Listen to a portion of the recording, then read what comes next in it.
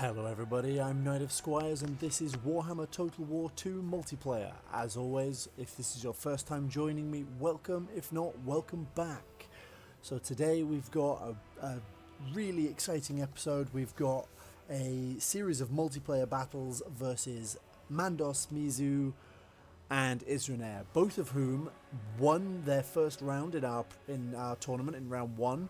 So we figured we would kick off round 2 with a clash of the titans, as it were, and we'll watch the battles from these two from round 2.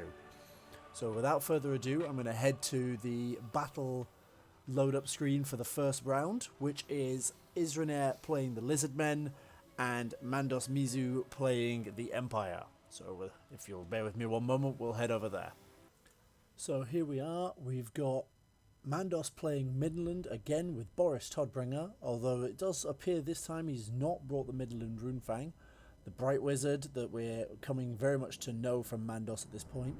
A variety of ranged weapons, including the Deathjacks, who are really good for taking out targets without being seen, and we have a steam tank along with a mortar and a set of the Knights of the Blazing Sun. Isronair, on the other hand, has decided to forego Krokgar in this game. I assume after the events of the gun line with the dwarves, he's decided that he doesn't want to show up this time. So instead we have a Slan Mage Priest, I believe it's of life. Then you've got a couple units of Saurus with shields, the Star Chamber Guardians again. These are this with the shielded Saurus gives a really solid block of anti-ranged with the shields, and just a really solid block of infantry that are very difficult to remove. A couple of units of Feral Cold Ones for some cheap speed.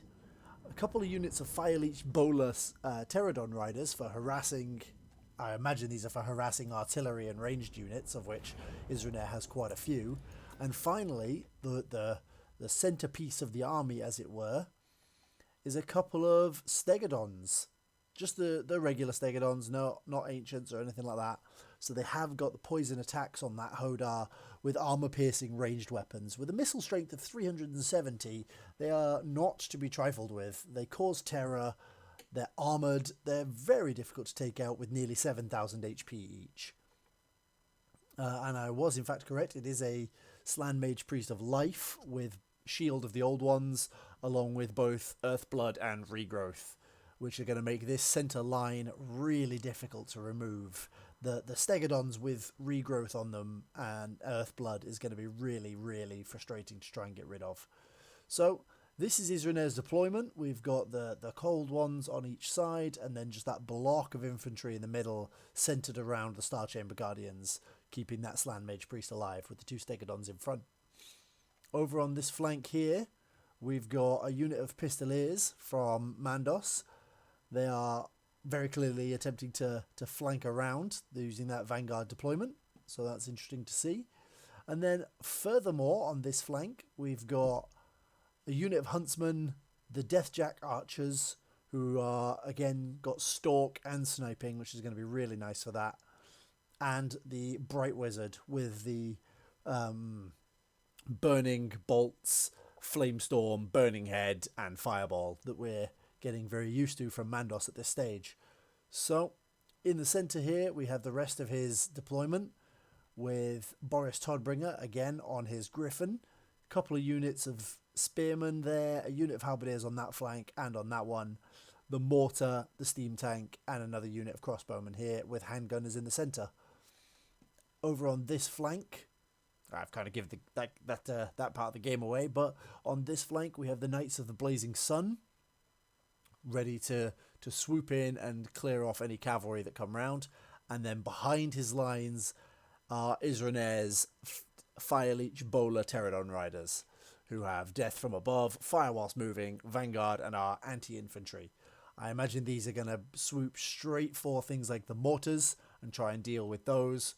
So without further ado, again, this is a very long map. This mortar, if it's not turned off, this mortar is going to do an alarming amount of damage to Isronair's army as it comes in, because it's from such a long way. So without further ado, let's get this started and we'll see how this goes. So first off, both players stand, and Boris has immediately seen the Pterodon riders and turned round. The Empire formation is closing in on itself to try and protect the mortar. Isronair's army has begun approaching. The steam tank is turning round to get some shots into the fire leech bowlers, which have decided to skirmish away from Boris. And Isronair's army is advancing. The mortar, with its considerable range, is going to almost certainly begin firing any moment now. The steam tank trying to put the pressure on this flank and keep these fire leech bowlers away, while Boris returns back to the army to give them some leadership. But the Pterodons have discovered the Knights of the Blazing Sun and are just bombing them. Not the ideal target, given that they're anti-infantry and cavalry, but they are certainly a high-value target, and getting some HP damage on them early on is never going to be a bad thing. I'm pretty certain that cannonball came from the steam tank, which is over here, getting some shots on at those fire leech bowlers, with the crossbowmen getting in range and getting ready to unleash some volleys into them. The mortars are lining up. The steam tank is off to go and confront them Stegodons, which are firing from all the way over there straight into these poor spearmen. Those two dudes just absolutely massacred. I think it was 3 guys killed. It was 3 guys dead. The steam tank returning fire and then eating a bolt itself. Its armor's not going to help it hugely here, as these are armor-piercing rounds, but at least it is immune to the poison. I'm not sure what these mortars are firing at yet, if anything. They do appear to be firing, and are they... Is it the feral cold ones, or is it attempting to bomb these Pterodon riders? I think they are attempting to hit Pterodon riders. Mandos is trying to hit them with a mortar, which is unusual and not hugely effective.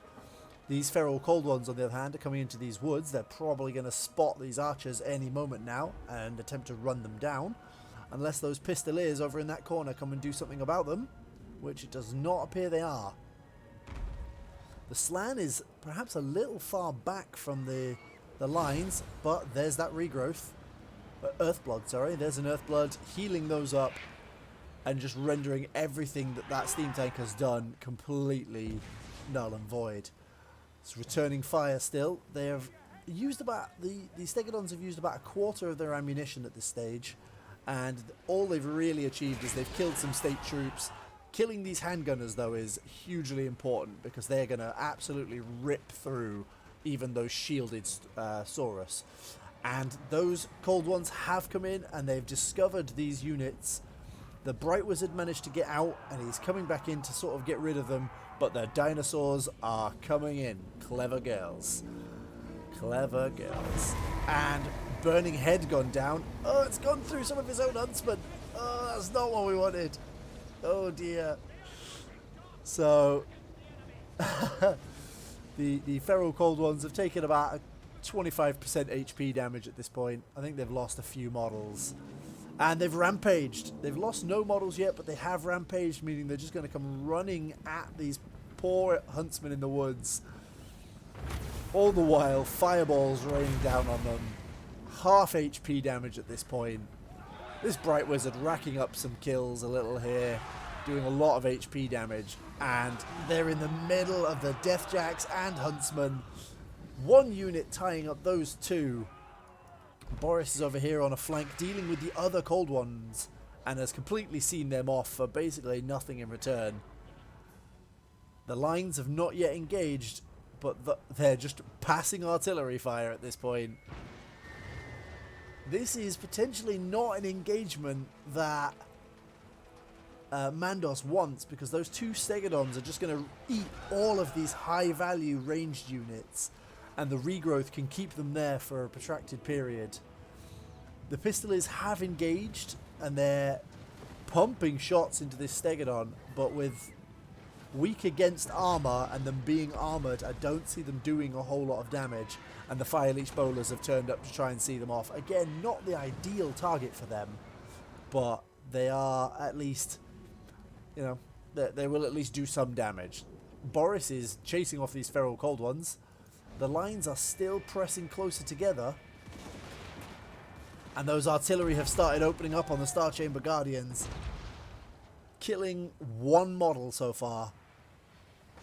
But again, those ballistae on those Hodars from the Stegodons are just firing in.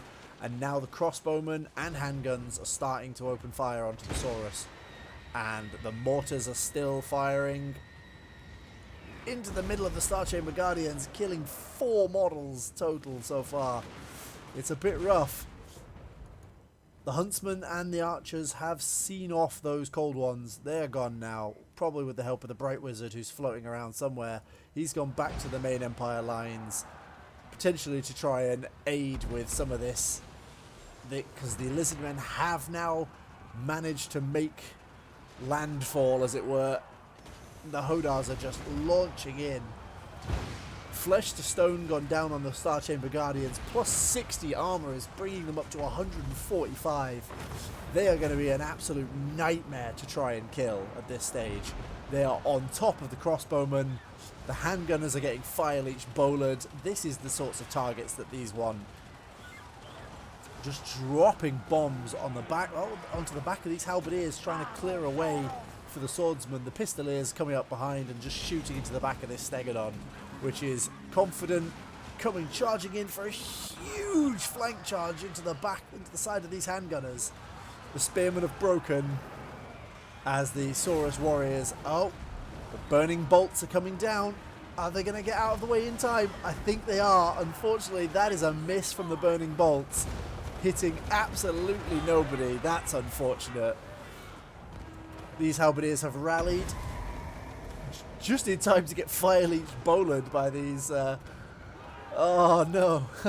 poor Empire. Poor halberdiers. That's unfortunate. The Bright Wizard floating up here, raining fire on everything. The handgunners have rallied and are firing in. This is an absolute mess for these Empire lines. Those cold ones have actually rallied all the way over here, but they're not doing anything. I think Isronair is a bit busy with the engagement going on here.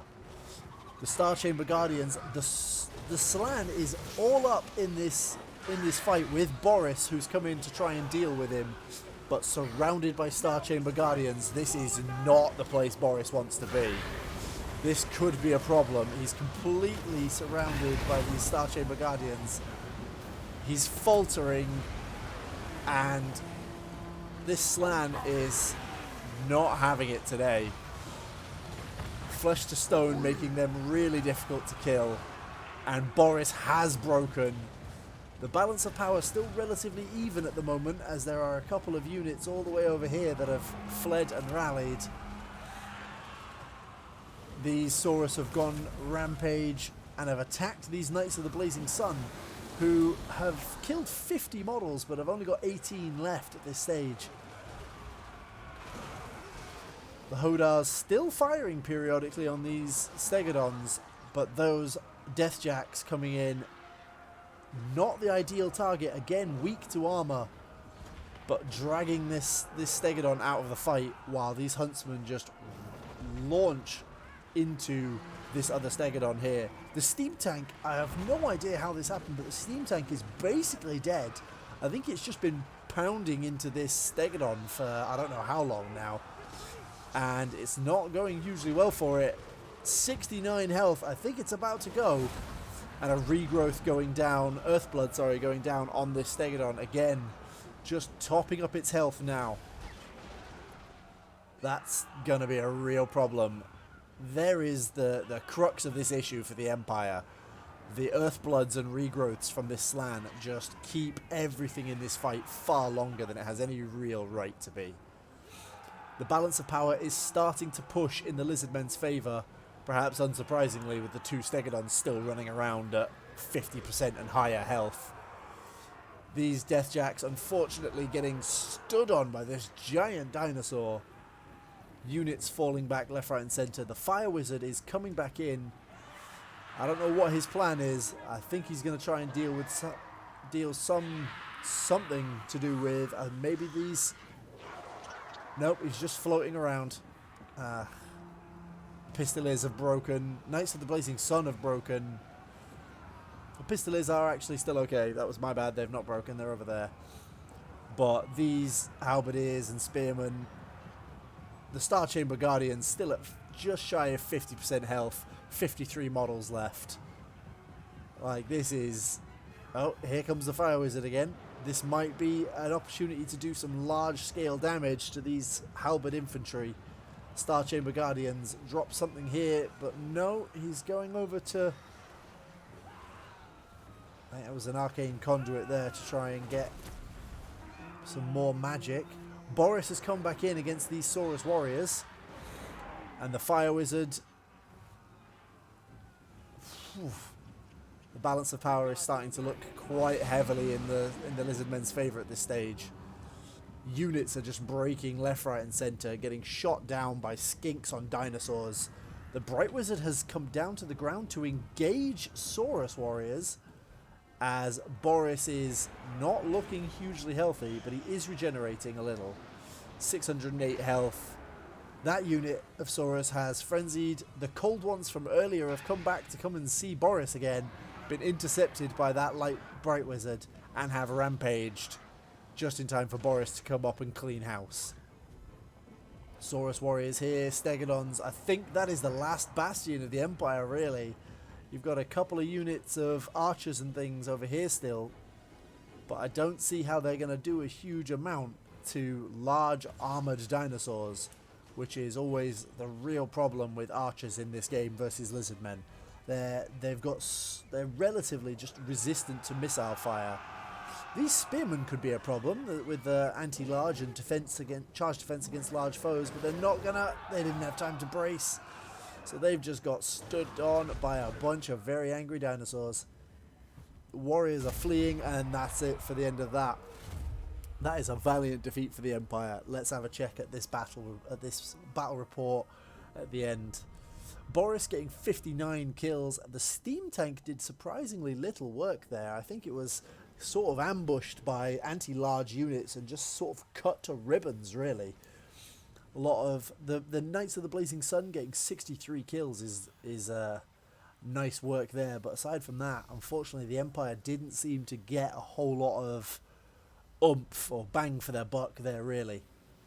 The Lizardmen, on the other hand, 95 kills on the Star Chamber Guardian, 108 on this unit of Saurus, 40 on these Pterodon Riders, and the Stegodons just from, all the way in the backfield, basically, just launching those bolts, killing Empire infantry after infantry. That was a very solid game from Isronair there, to be expected after some of the displays we saw in his last game, in his last round. So, without further ado, we're going to move on to the next round, which I believe is Mandos playing Norska and Isronair playing Skaven. I wonder if we'll see that gun line that we saw in the last game from Isronair. So, we'll have a look, and I will be right back. So, here we are. We've got the now, at this point, almost trademark Fire Sorcerer from Mandos, along with the Marauder Chieftain, a single War Mammoth, and double Skin Wolves. We remember these from the last game. We have got Marauder Chariots, which are new from the previous one, along with 3 units of the Berserkers and the Icehorn Marauders. A unit of Marauder Spearmen, a couple of Marauder Infantry, and some Javelins. Only 1 unit of Horsemen. It's a very infantry-focused list this time from Mandos, with only the 1 giant monster. It's going to make Isronair's list, unfortunately for him, a little less effective, as there's less large targets for the, once again, 4 units of rattling guns to deal with. The two lightning cannons, including Ikit's Zap Zap cannon, are a staple from last time. These guys are gonna get, hopefully for him, some serious kills. I imagine they're gonna do a lot of damage to that mammoth, but given that they're both anti-large. There's a lot of slaves. Was that 4, 5, 6 units of slaves, 5 units of clan rats with shields. This is a lot of infantry, but not a lot of quality infantry. And finally, a little bit of a change from the last list we saw from Isronair is we've got a unit of Doomflayers and the Dwarf Thing Menace. 2 units of Doomflayer cavalry, in inverted commas, along with a Gracier of Plague. They could be really dangerous versus the lightly armored Marauder infantry over on the other side. Now, looking at the setup for Isronair here, we've got clan rats with shields in a nice long line with 4 units of Rattling guns behind them. This is basically cut and paste what Isronair did in his last Skaven game against Hydroneth.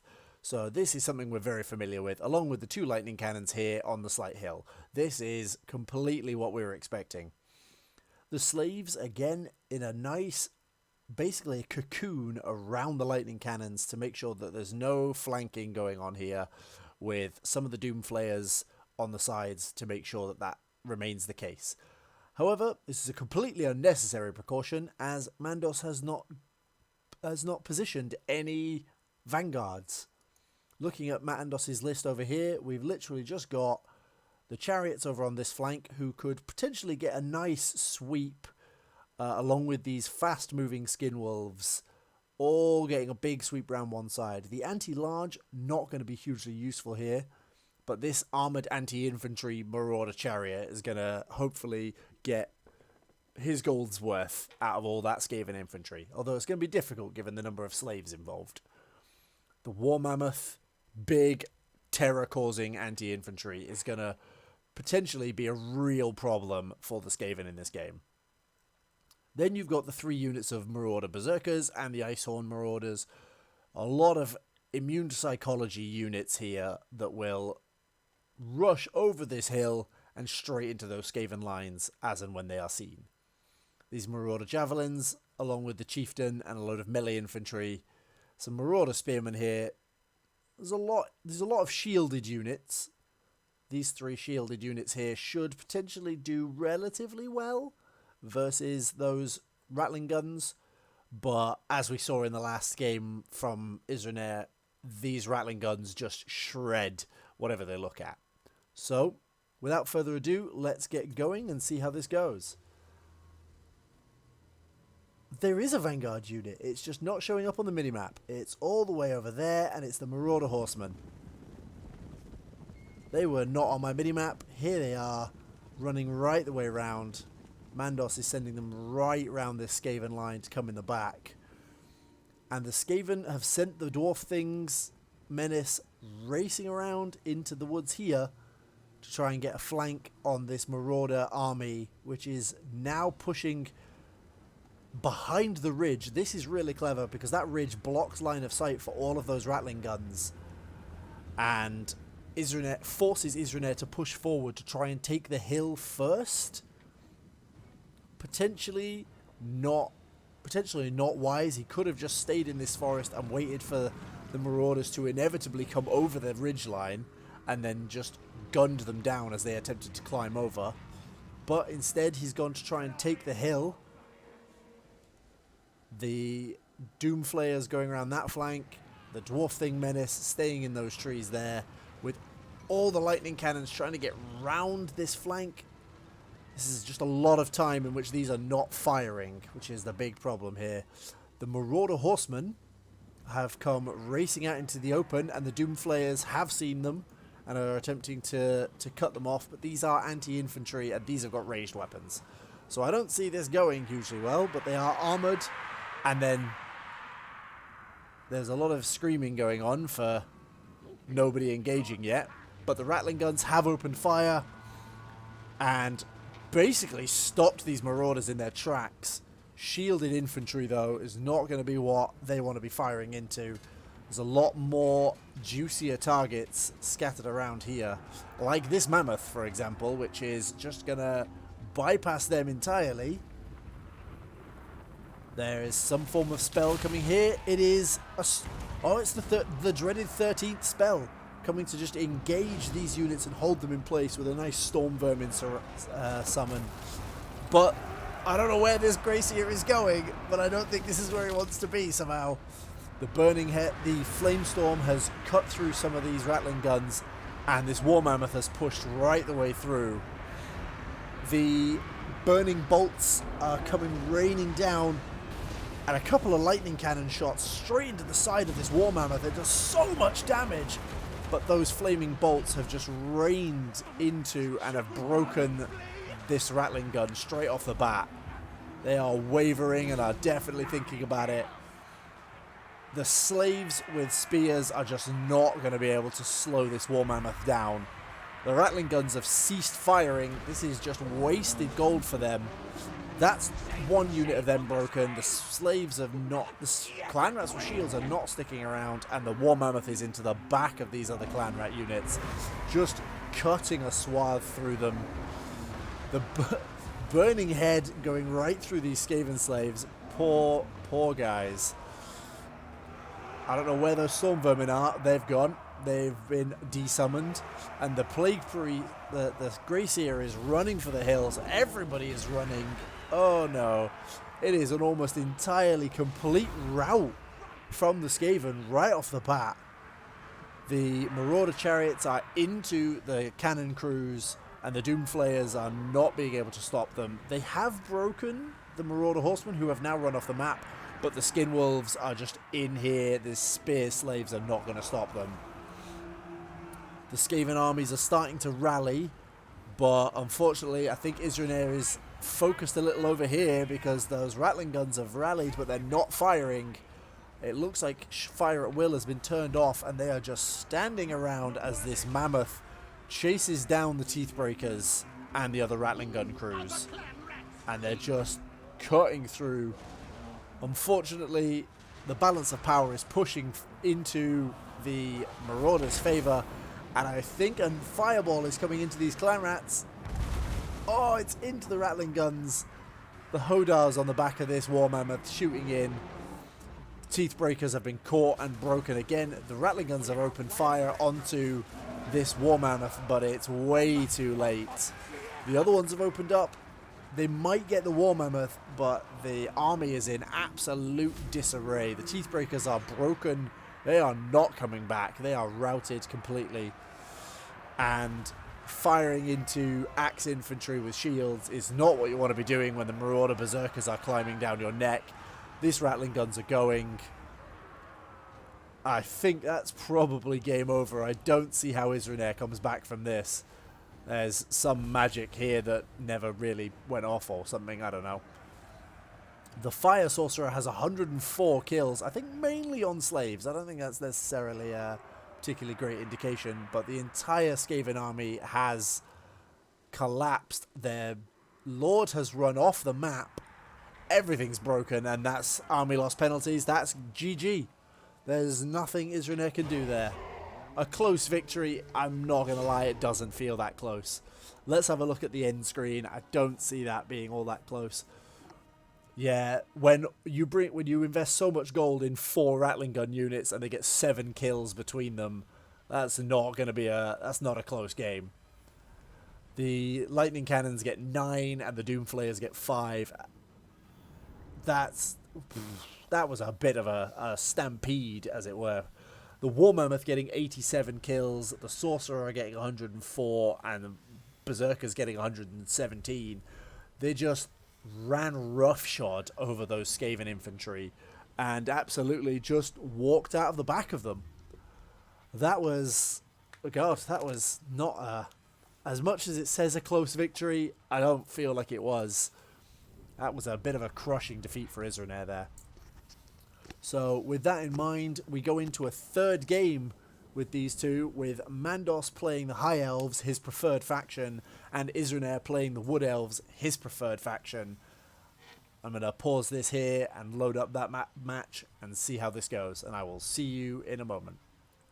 So here we are. We have Alariel the Radiant for Mandos, along with a couple of units of Spearmen, a Swordmasters, 4 units of the Sisters of Avalon, a unit of regular Illyrian Reavers, along with the Heralds of the Wind, some White Lions, and an Eagle Claw Bolt Thrower. This is a really nice, compact, standing still list with some counter charging here and some scouts. I like it. Orion, a Life Spellsinger, 3 units of Eternal Guard with Spears, 3 units of Glade Guard with the Hagbane tips, the war dancers of Loeth, the tricksters, 1 unit of Waywatchers, and the Hawkeyes and a Tree Man. That is a similar list to what Isronair brought the last time we saw him. This is actually the same map that we last saw Isronair on playing the Wood Elves, so we'll perhaps see a very similar style from him here. But there's no cavalry in his list this time, so no peeling in to draw fire away from the rest of his army coming charging in. But I can potentially see this happening very similarly to how it happened last time. So we'll have a look. So we'll quickly pause that. We'll have a look at Mandos' army. See, he's clearly seen Isronair's last game and has created this bunker here. 4 units of Sisters of Avalon, all facing outwards. The Swordmasters, the 2 Spearman units, all creating this nice little bunker to protect the Eagle Claw Bolt Throwers. The White Lions to plug any gaps, and Alariel, who has the important spell that she's got is Earthblood. So, or is it Regrowth? Let me just, which one is that? It is Earthblood. So she'll be able to restore hit points to units on the ground. So that will definitely help with making sure that she and her army stays relatively healthy. Looking across the field, again, there is nothing in Isronair's deployment zone. We've got this unit of Illyrian Reavers over here. This is the Heralds of the Wind. And over here we've got the other unit of Illyrian Reavers, but hiding basically on top of each other in this corner of this forest, away from everything else, is Isronair's entire army, all standing in each other's shadows and on each other's heads. We here have got 3 units of Eternal Guard with shields, the Loex Tricksters, we've got a Tree Man, Orion right at the front here, and the Life Singer, all squeezed very much into a 2 foot by 2 foot square. And right over there, we have those Waywatchers, who are all the way over here. We have the 2 units of Waywatchers. These are not in the trees this time, but they are well out of sight for everybody. So, we're going to see how this goes this time. Mandos has very clearly seen how this went for Hydroneth in the last game and has built a bunker to protect himself. So let's see how well that works out for him. So, we have some movement over here. Orion is coming running out. And Isronair's entire army is on the march. The Illyrian Reavers are on the march. I think because they're moving forwards, they might actually miss seeing these units behind them unless one of them gets too close. We might actually have here where 2 units don't see each other. It's definitely looking like it. Although that Spellsinger is getting a little close for comfort to these Illyrian Reavers. But no, it does look like by waiting for the rest of his army to arrive, Isronair has managed to completely avoid being detected by these Illyrian Reavers. The Waywatchers have started moving over here. These Illyrian Reavers are pushing down into the forest further, trying to scout out where Isronair's army is. I think we're going to get an encounter over here as the Illyrian Reavers have stopped, but they're moving again. No way is this happening. It's like a game of cat and mouse. How is this happening? How have neither of them seen the other one in these trees? They are completely hidden. And I don't, how does this even happen? This Spellsinger is just a little bit too fast for her own good. What? There's no way that those Illyrian Reavers don't see her there. There we go. They've been seen. The Illyrian Reavers know they're there now. And suddenly they've turned around to attack. Orion's going to come out of the woods. No? Is he going to abandon the Spellsinger to die here? Or is he just going to let Loex Tricksters deal with them? They are anti-large. That would be a preferred unit for the Illyrian Reavers. I can't believe that cat and mouse game ran the entire length of that forest. Here come Loic's tricksters. She's had to cast an Earthblood on herself. And in come the Hagbane tips into those Illyrian Reavers. They got the poison, so they've slowed down, meaning Loic's tricksters might be able to catch them there. The rest of Mandos' army hasn't really moved. But now they are in movement. We're creating a front at this stage. The Illyrian Reavers have discovered the Way Watchers and are dodging shots at the moment because they're slightly higher on the hill, but then they're going to start raining in. These should probably be taken off fire at will at this stage to avoid unnecessary expenditure of ammo.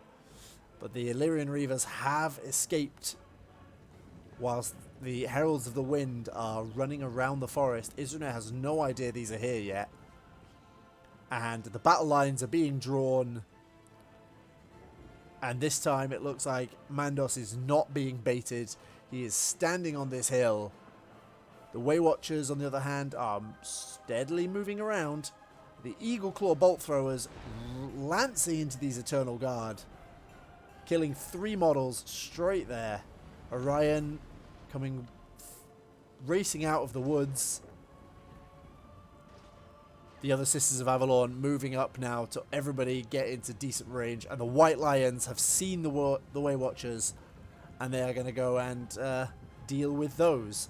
While these Sisters of Avalon, everybody's just firing into these Loic's tricksters at this point.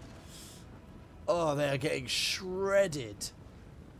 The ranged capability of the Sisters of Avalon is nasty. And we've got magic coming down. That is a regrowth from the spell singer to try and keep them alive, but I don't think it's going to work. Unfortunately, I don't think it's going to work here. They are getting shredded. Alariel up here cast a banishment on the Way Watchers. It's going the wrong direction, but it's done a decent chunk of damage, and the Lions are on them, and the Illyrian Reavers are coming from the other side. The Heralds of the Wind getting shot by some Hagbane tips, whilst these Sisters of Avalon just shred these Azurai. The Loic's tricksters are broken, and these Eternal Guard are getting absolutely fire rained down on them. Alariel still floating up here, relatively happy, damaged by enemy artillery slightly, but in comes a tree man and taking fire has decided that these bolt throwers need to not be here anymore, basically. Alariel juking out of the way of some of those Hagbane tipped arrows, nicely done. But another 3 rounds coming in, and she's duped again. Orion's hounds getting in the back of all these archers. The Sisters of Avalon just getting bombarded by magic from Orion. And it's looking like Orion is taking a lot of fire here. Those Way Watchers are gone. They are done for. I don't know where they are. They have fled. Loic's tricksters have rallied. They are behind enemy lines at this stage. That could be dangerous for Mandos. Alariel casting more magic down. Just raining fire. An Earthblood gone down on Orion, but I don't know if it's going to help him. He's got basically no health left, and he's surrounded by the Sisters of Avalon at this stage. He really needs to get that tree man over there to deal with him. Flesh to stone, plus 60 armor, bringing him up to 90. It is going to make him more difficult to chew through, but with 3 units of Sisters there, I don't see that going well for him. The bolt throwers are holding their own, hilariously, in front of this tree man, as the Swordmasters just cut him down to size. Not the ideal target for him, but with the backlines getting absolutely murdered here, all 3 Glade Guard are broken and running. The Spellsinger is broken. Everybody's broken. That's it. That's game. Orion is still here. He's unbreakable. He's still churning in. But the rest of Isronair's army is shattered and not coming back. So it's just a case of raining fiery arrows now into Orion. Isronair's not giving up, but I don't see how he wins this one. That's GG right there. We're just going to wait for the concession or Orion to die. We have, I think, Earthbloods and... Oh no! It's another Hawk's Talon bombardment and an Orion's Hounds. That vortex is going straight through all those sisters. But with 300 health left, I don't see Orion surviving this. He's getting some kills in. He's doing some, giving himself, a decent chance. But with the Illyrian Reavers showing up, everything's showing up. He's anti-large and he's against infantry. He's got 100 health left. He's trying to pull out at this stage by the look of it. Let's get a zoom in. Let's get a look at him when he falls. Here he is. And he's down. And that's it. That is the end of the third game. That is a win for Mandos.